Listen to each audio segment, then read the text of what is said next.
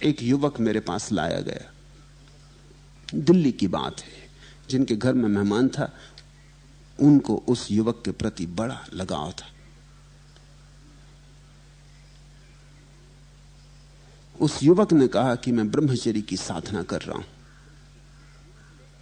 बस किसी तरह 10 साल और गुजर जाएं। तब उसकी उम्र 35 साल थी। 10 साल और गुजर जाएं तो फिर मैं छुटकारा पा जाऊंगा। बस एक दफा 45 साल के पार हो जाऊं। तो मैंने उससे कहा, सुन, 45 साल के बाद ही असली झंझट आनी शुरू होती है। जो तुम्हारे तथाकथित ब्रह्मचारी हैं अगर पतित होते हैं तो 45 साल के बाद पतित होते। वो कहने लगा, ये कैसी बात, क्योंकि मेरे गुरु ने तो ये कहा कि अभी जवानी है तो जोश है वासना का, बस एक दफा जवानी का जोश चला जाए, कुछ दिन और गुजार ले। एक दफा जवानी का जोश चला गया तो फिर वासना में बल नहीं रह जाएगा। मैंने कहा वो तो मैं समझा, लेकिन इस काम वासना को दबाने में भी जवानी ही हाथ बटा रही है, जवानी की ही ताकत काम आ रही। जब जवानी की ताकत खो जाएगी तो दबाने वाला भी कमजोर हो जाएगा। 45 साल के बाद तुझे पता चलेगा।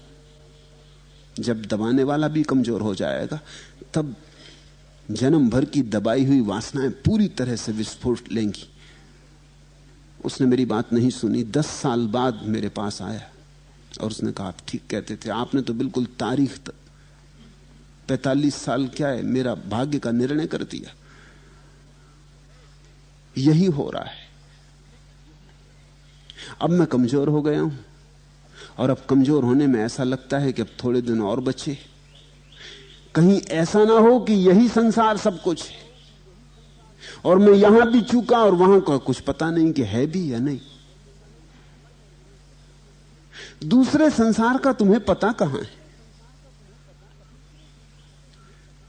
तो न रहे घर के न घाट के। अब वासना बड़ी प्रबल हो गई है और उसने कहा कि अब मैं नहीं दबा पाता, तब मैं दबा पाता था। आप ठीक कहते थे, मेरे में बल था, ऊर्जा थी।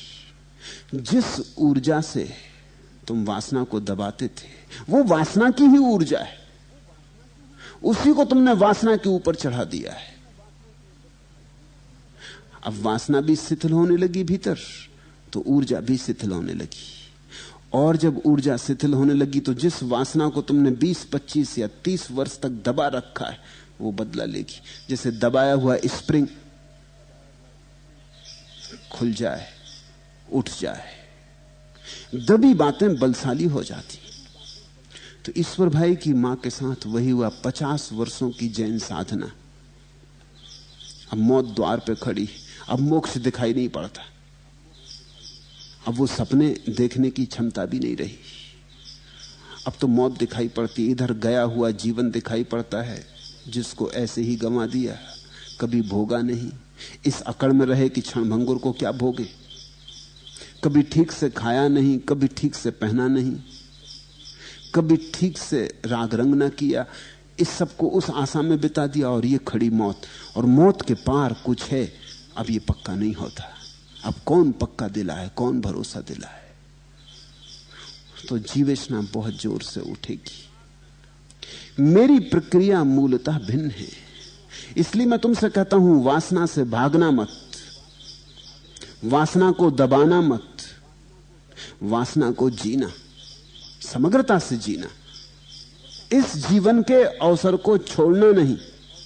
इस जीवन के अवसर में जितने गहरे उतर सको उतर जाना। एक ही बात ख्याल रखना, जागरूक रहना और देखते रहना कि इस जीवन में कितने ही गहरे उतरो, कुछ मिलता है कि नहीं मिलता। मैं तुमसे उपवास करने को नहीं कहता, मैं कहता हूं जितना स्वाद ले सको भोजन का लेना, लेकिन स्वाद ले ले के बार बार जाग के देखना मिला क्या। पानी पे बबूला उठा और मिट गया। जितनी काम वासना में उतरना हो उतर जाना, लेकिन हर बार काम वासना को ध्यान बना लेना। उतरते वक्त देखना कि मिल क्या रहा है। और मैं तुमसे ये नहीं कह रहा हूं कि तुम कहो कि कुछ नहीं मिल रहा है, ख्याल रखना, वो तुमने कहा तो गड़बड़ हो गई, तुमने दमन शुरू कर दिया। मैं तुमसे ये नहीं कह रहा हूं कि तुम दोहराना कि क्या रखा है यहां, कुछ भी नहीं मिल रहा है। मैं ये कह ही नहीं रहा, मैं ये कह रहा हूं तुम गौर से देखना, कुछ मिल रहा है। कौन जाने मिलता हो, मिलता हो तो ठीक। और भय क्या है? लेकिन कभी यहीं किसी को कभी कुछ नहीं मिला। इसलिए अगर तुमने गौर से देखा तो तुम पा ही लोगे सब राख है। ये जो राख की अनुभूति है, ये सारे जीवन पर तुम्हारे राख का जो अनुभव होगा, यही तुम्हें कह देगा इस जीवन में कुछ भी नहीं। फिर मौत आएगी तो तुम डरोगे क्यों, भयभीत क्यों होगे? जिस जीवन में कुछ था ही नहीं, अगर वो जाने लगा तो पकड़ने की क्या बात है? हम पकड़ते इसीलिए हैं कि हम ठीक से देख नहीं पाए कि जीवन में क्या है।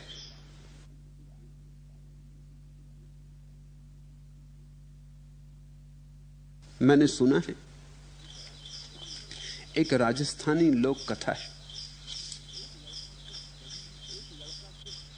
एक लड़का सिर्फ दही ही दही खाता था। सब समझा बुझाकर हार गए। साधु सन्यासियों के पास ले जाया गया, उसने एक न मानी। जितना समझाते उतना उसका दही में रस बढ़ता जाता, जो कि बिल्कुल स्वाभाविक है। करो निषेध, रस बढ़ता है। किसी को कह दो इस दरवाजे के भीतर झांक के मत देखना, फिर मुश्किल हो जाती, फिर झांक के देखना ही पड़ता है। आखिर आदमी आदमी है, उत्सुकता जगती। जिस चीज को दिखाना हो लोगों को, उसको छिपाना, मगर इस ढंग से छिपाना कि लोगों को पता चल जाए कि तुम छिपा रहे हो, बस फिर लोग आ जाएंगे। तुमने देखा ना, जिस फिल्म में सब बच्चों को बुलाना हो उस पर लिख दो केवल वयस्कों के लिए, सब चले। छोटी उम्र के लड़के 2 आने की मूछ लगा के पहुंच जाएंगे। अगर वयस्कों के लिए है तो जाना जरूरी है, जरूर कुछ मामला है। निषेध तो वहीं होता है जहां कुछ हो रहा हो। विज्ञापनदाता लिख देते हैं पढ़ना मना है विज्ञापन के ऊपर, कृपा करके इसको मत पढ़िए। फिर आप बिना पढ़े आगे नहीं निकल सकते। कैसे निकलेंगे?